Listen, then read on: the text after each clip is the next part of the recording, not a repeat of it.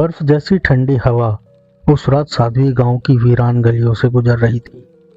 हर तरफ धुंध थी, इतनी गहरी कि लगता था जैसे हवा में किसी की घुटती सांसें घुली हों। गांव के छोर पर बनारस से आया एक अर्जुन नाम का फोटोग्राफर रुका हुआ था।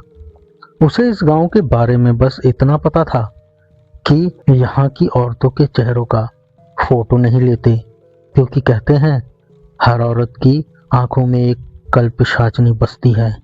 अर्जुन को इस बात पर हंसी आई और उसने इस बात को मजाक में लिया और इसे मजाक समझकर ही उसने तय किया कि ये बस लोक कथा होगी, और फिर वह निकल पड़ा।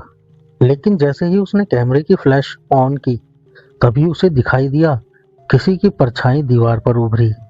फटी साड़ी, लंबे घने बाल और चेहरा जैसे कोई कई सालों से मुस्कुराना भूल गया हो। अगले पल कैमरा अपने आप बंद हो गया और एक आवाज आई, एक तस्वीर ले ली, लेकिन एक तस्वीर के बदले 7 रूहें आजाद कर दी। अर्जुन का दिल जोर से धड़कने लगा। उसके सामने जमीन पर एक पैकेट रखा था, उस पर कल पिशाचनी देवना गांव की जागीर लिखा था। अर्जुन ने वो पैकेट उठाया। उस पैकेट पर खून के धब्बे थे। तभी पेड़ हिलने लगे और अर्जुन ने चौंकते हुए ऊपर देखा।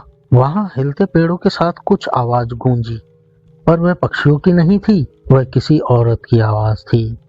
पर उसके स्वरों में मौत सी ठंडक थी, और वो स्वर थे, हर 100 साल में कोई ना कोई इसे खोलता है और फिर हम सब लौट आते हैं। अर्जुन ने हड़बड़ाकर पीछे मुड़कर देखा। गांव में अब कोई इंसान नहीं था, पर सैकड़ों परछाइयां दीवारों पर मानो जिंदा हो उठी हों, और हवा में एक शब्द गूंजा, कल पिशाचनी जाग चुकी है। हवा में घुली धुंध और भी भारी हो चुकी थी। गांव की कच्ची पगडंडियों पर जैसे कोहरा नहीं, शमशान की राख उड़ती दिखाई दे रही थी।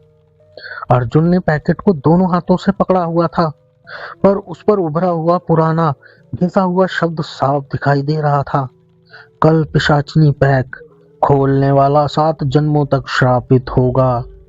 अर्जुन ने खुद से घबराते हुए कहा, डरने के लिए लिखा होगा। उसने अपने आप को दिलासा दिया। उसके चलते हुए पीछे दीवारों पर टंगी परछाइयां धीरे धीरे हिलने लगी, जैसे किसी ने बहुत पुरानी नींद से उन्हें जगा दिया हो। तभी दूर से एक मंदिर की घंटी बजने की आवाज आई। घंटी बजने की आवाज गूंज उठी। हर आवाज के साथ एक नई परछाई दीवार से अलग होकर जमीन पर उतरती दिखी। उनके चेहरों की जगह काला धुआं था, पर आंखें लाल बिंदियों की तरह चमक रही थीं। अर्जुन के अंदर का तर्क अभी भी लड़ने की कोशिश कर रहा था। वह सोचता है, वह अपने आप को दिलासा देता है और कहता है, यह सब इमेजिनेशन है, थकान या शायद कुछ और। तभी पैकेट के अंदर से हल्की सी खुरचने की आवाज आई। जैसे कोई पैकेट के अंदर से बाहर निकलने के लिए पॉलीथीन को नाखून से काट रहा हो। अर्जुन ने घबराकर पैकेट को जमीन पर फेंक दिया।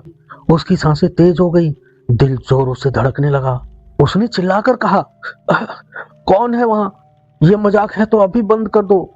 आगे की कहानी के लिए अगले पार्ट का इंतजार करें। अगर यह कहानी आपको यहाँ तक पसंद आई तो लाइक, शेयर और सब्सक्राइब जरूर करें। और भी भयानक डरावनी कहानियां सुनने के लिए हमारे इस चैनल क्रीपी डोनट्स पर बने रहें।